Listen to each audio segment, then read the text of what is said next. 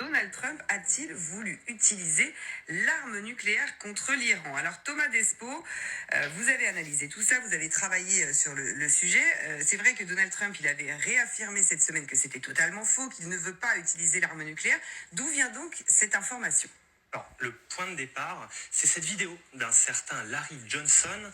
Il parle d'une scène qui se serait déroulée lors d'une réunion de crise à la Maison-Blanche et où le chef d'état-major des armées se serait opposé à Donald Trump.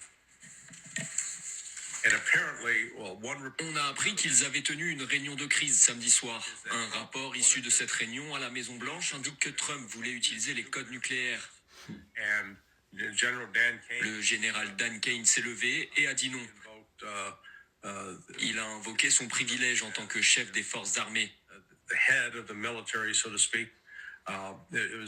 y a des photos de Kane sortant de cette réunion, la tête baissée vers le sol.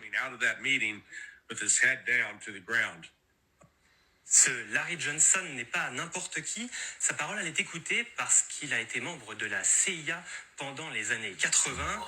Et depuis, il est blogueur. Il est réputé pour ses informations non vérifiées et pour sa proximité avec les Russes. Alors justement, Thomas, quand il dit que Donald Trump a voulu utiliser la bombe nucléaire contre l'Iran, est-ce qu'on peut le vérifier et savoir si c'est vrai ou si c'est faux? Alors, pour vérifier cette affirmation, on a d'abord regardé s'il y avait bien eu une réunion ce soir-là à la Maison-Blanche, et c'est le cas. CNN a aperçu plusieurs hauts responsables qui s'y rendaient, dont le chef d'état-major des armées. C'est lui, le général Kane, qui aurait donc empêché Donald Trump de connaître l'irréparable. On a évidemment contacté directement la Maison-Blanche pour avoir leur version. Elle nous a répondu ceci: c'est totalement faux. Les journalistes devraient se renseigner avant de donner de la visibilité à des humoristes inconnus qui débitent, je cite, des inepties sur des sujets qu'ils ne maîtrisent pas. Comme ça, c'est clair. Enfin, notez que Larry Johnson a admis lui-même qu'il n'avait pas vérifié cette information.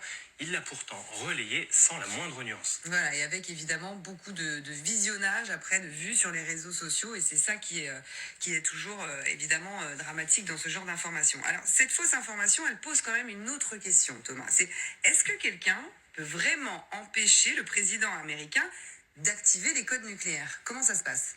Eh bien non, c'est là aussi que l'histoire ne tient pas debout. En tant que commandant en chef, Donald Trump détient l'autorité exclusive pour autoriser l'utilisation des armes nucléaires américaines. Personne ne peut s'y opposer s'il en donne l'ordre, pas même l'armée ou le Congrès.